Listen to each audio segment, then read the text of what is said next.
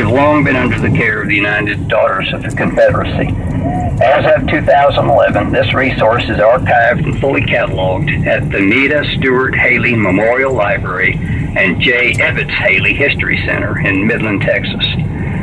Less than a handful of scholars have ever laid eyes on these documents, hereafter referred to as the Ford Papers, and until now, no one has specifically mined them for information related to the Battle of Palmito Ranch. That effort, spearheaded by the Texas Historical Commission and the Friends of the Texas Historical Commission, underwritten by grant funding from the Society for the Order of the Southern Cross, has proven successful in further illuminating the significance of the Palmito Ranch site.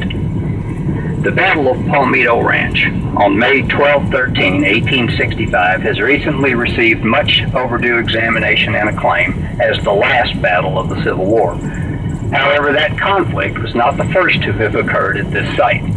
The Ford Papers reveal that the May 1865 battle was actually the second at this location. The first occurred over the course of a week in September 1864, and is the only documented case of foreign troops having engaged on one side or the other during the Civil War.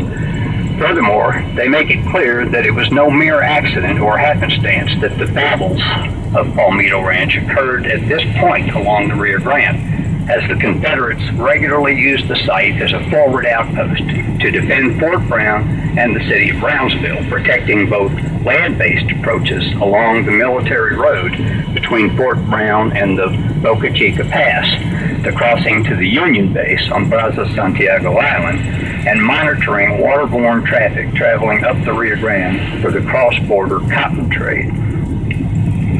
The Ford Papers also debunk a major long-standing myth regarding the makeup of Ford's forces in South Texas. For generations, scholars have repeated the claim that Ford's expeditionary force consisted almost entirely of old men and young boys. However, several muster rolls in the Ford Papers provide the names and dates of birth of several hundred of Ford's troopers, only a handful of which were outside of draft age. These rolls document the men's status as conscripts and the diversity of those men serving the Confederacy, which includes Tejanos, Native Americans, Anglos, Portuguese, Irish, Germans, Africans, and even Danes. According to the 1997 National Register nomination for the Battle of Palmito Ranch, of the major geographic locations associated with the Battle of Palmito Ranch, this battlefield, Fort Brown in Brownsville, Brazos Santiago, the Union Army base of operations during the Civil War, and Matamoros and Baghdad, Mexico.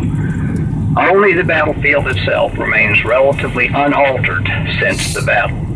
The lack of extensive development of the battlefield is due mainly to the unstable nature of both the topography and the climate. This battlefield lies on a somewhat barren plain where the primary vegetation consists of marsh plants and chaparral. The area's name is derived from the small palmetto trees that appear on the landscape. The only significant difference is the course of the Rio Grande, which continues to alter its path during the almost 146 years since the time of the battle. Although both the Union and Confederacy maintained armed forces at Brazos Santiago and Fort Brown, respectively, during May 1865, the leaders of both armies realized that the Civil War was essentially over, and continued fighting in Texas would do little to change the final outcome of the war. In fact, until the Battle of Palmito Ranch began on May 11th, both armies honored an informal truce agreement negotiated about 2 months earlier between Union General Lew Wallace and Confederate Commanders General John E. Slaughter and Colonel Rip Ford. This changed when Union Colonel Theodore H. Barrett, commander of the U.S. forces stationed at Brazos Santiago, ordered a Union force consisting of African-American troops of the 62nd USCT and white soldiers from the 2nd Texas Cavalry Unmounted, pro-Union Texas residents who joined the Federal Army at the start of the Civil War to land at Point Isabel, just north of Brazos Santiago across the Laguna Madre.